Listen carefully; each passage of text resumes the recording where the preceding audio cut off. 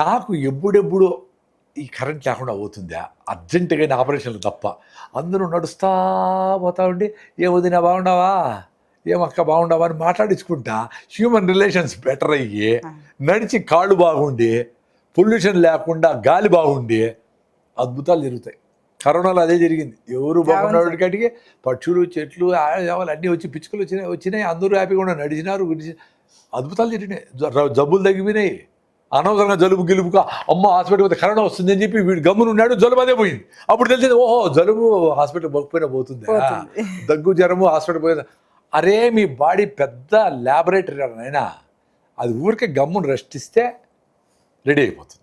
చాలా జబ్బులు కొంతమందికి హాస్పిటల్ అవసరమే, సీరియస్ ప్రాబ్లమ్ వాళ్ళు 100కి 90 మందికి ఇంట్లో రెస్ట్ తీసుకుంటే సరిపోతుంది. అందుకే నేచర్ ఏం చేస్తుంది, జ్వరం వస్తే నీకు నోరు చేదైపోతుంది, ఏం తినబుద్ది కాదు. కుక్కలు కూడా చూడండి, జ్వరం వస్తే గమ్మును పడుకుంటాయి, మాంసం వేస్తే కూడా గమ్మును తీసి పడుకుంటాయి, మళ్ళీ పోయి గడ్డి తిని వామిటింగ్ చేసుకుంటాయి, రెడీ అవుతాయి, మళ్ళీ తింటాయి. మనం జ్వరం వస్తే ఏం చేస్తామో డోలో వేసుకొని జ్వరం తగ్గిందా మళ్ళీ బిర్యానీ తిను. వరి నీ అబ్బా నీకు బాడీ సస్తా ఉందిరా లోపల, నీకు నోరు చేదెక్కి తినద్దురా రెస్ట్ రా, నేను ఫైటింగ్ చేసుకుంటాను లోపల, నా ఇమ్యూన్ సిస్టమ్ అంతా రీబిల్డ్ చేసుకుంటాను స్వామి అని చెప్తే నువ్వు మళ్ళీ వేసుకొని తింటే ఎట్లా? అప్సైడ్ ఇవన్నీ. సో నేచర్ కరెక్ట్గా రివర్స్ చేస్తాను. అందరికి మళ్ళీ 90 మార్కులు సైన్స్లో ఫిజిక్స్లో 98. అరే సైన్స్ని రియల్ లైఫ్లో రిలేట్ చేసుకో, అప్పుడు లైఫ్ బ్యూటిఫుల్గా ఉంటుంది. లైఫ్ ఈజ్ బ్యూటిఫుల్ అనేది మూవీలో కాదు, మీ లైఫ్ బ్యూటిఫుల్గానే ఉంది. ఎందుకంటే వీఆర్ సెక్యూర్డ్. అన్ని కరువులు లేవు, అన్ని ప్రాబ్లమ్స్ లేవు, అన్ని క్రూర జంతువులు వచ్చి ఊర్ల మీద పడేది లేదు. మనం సినిమాలు చదువుకున్నాం కదా, ఆ రాజు వేటపోయినాడు, ఎక్కువ సింహాలు అయిపోయినాయి, అందుకని రాజు పోయి ఆ సింహాలను వేటాడి అదే అంటా ఉంటారు.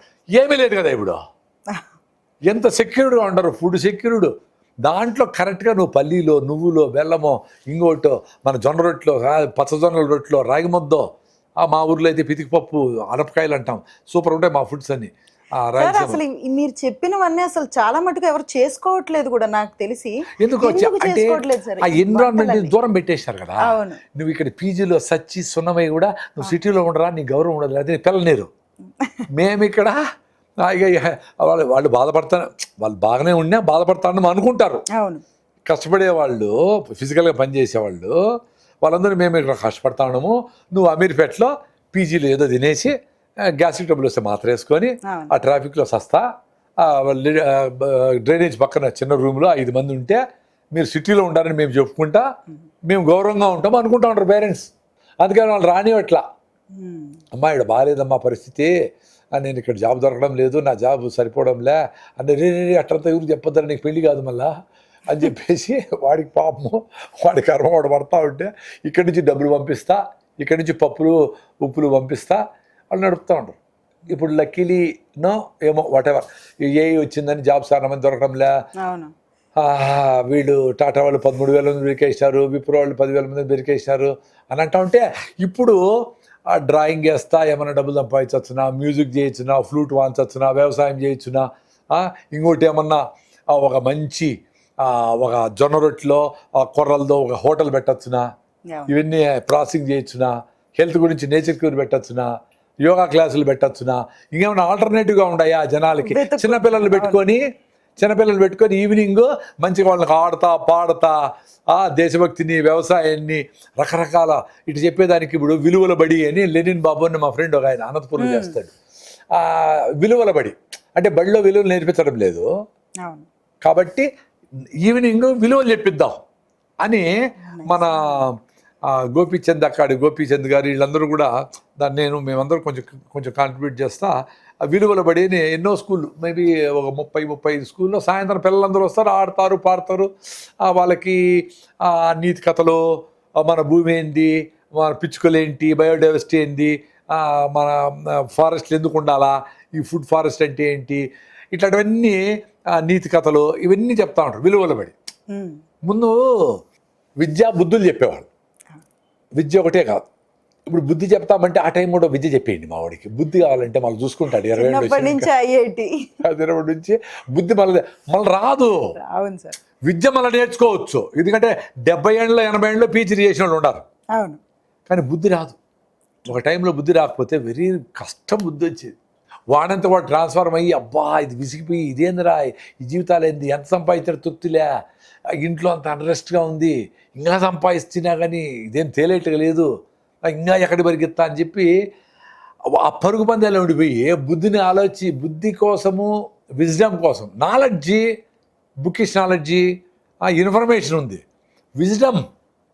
విజ్డమ్ ఇంపార్టెంట్ విజ్డమ్ ఉండేవాడు ప్రతిదీ క్వశ్చన్ చేస్తాడు బుద్ధుడు చెప్పినాడు బుద్ధం శరణం గచ్చామి అంటే బుర్ర పెట్టండి అన్నాడు ఎంత ఆలోచన అది బుర్ర పెట్టాలా బుద్ధుడు చెప్పినా బుర్ర పెట్టమంటాడు నేను చెప్పింది కూడా వినేది కాదు జిడ్డు కృష్ణమూర్తి గారు ఎవరు చెప్పేది నీ అడుగుజాడలో నువ్వు నడుచు you have your own path ఎవరిదో అడుగుజాడలు ఎందుకు నడవాలా సో బుద్ధి అనేది పక్కన పెట్టేశాను ఎవరు ఏం చెప్తారో వాడు చెప్పినాడు కాబట్టి 3 రోజుల్లో మీ పొట్ట మాయం ఈ కషాయం తాగండి 30 ఏళ్ళు ఇంత పెద్ద పొట్ట పెంచి 3 రోజులు ఎట మాయం అవుతుంది ఈ క్రీమ్ పూసుకో నువ్వు ఎయిర్ హోస్టెస్ అయిపోతావు అరే ఎయిర్ హోస్టెస్ కావాలన్నా ఎయిర్ప్లేన్ తోలాలన్నా ఎయిర్ పైలట్ కావాలన్నా నువ్వు అది కోర్స్ చేయాలా క్రీమ్ పూసుకుంటే ఎట్లయితావు ఈ టూత్ పేస్ట్ చేసుకో అంటే అమ్మాయిలందరూ పరిగెత్తి వస్తారని ఎవరు పరిగెత్తి వస్తారు ఎందుకు పరిగెత్తి వస్తారు ఎవరు పనిలో వాళ్ళు బిజీగా ఉండరు ఎవరు పరిగెత్తే ఎవరి కోసం ఏమి రారు ఇట చేసి నీకు అనవసరమైన టూత్పేస్ట్లు క్రీములు కూల్ డ్రింకులు కళ్ళు మూస్తే ఒక కలరు కళ్ళు తెరిస్తే ఒక కలరు బ్యూటీ పార్లర్లు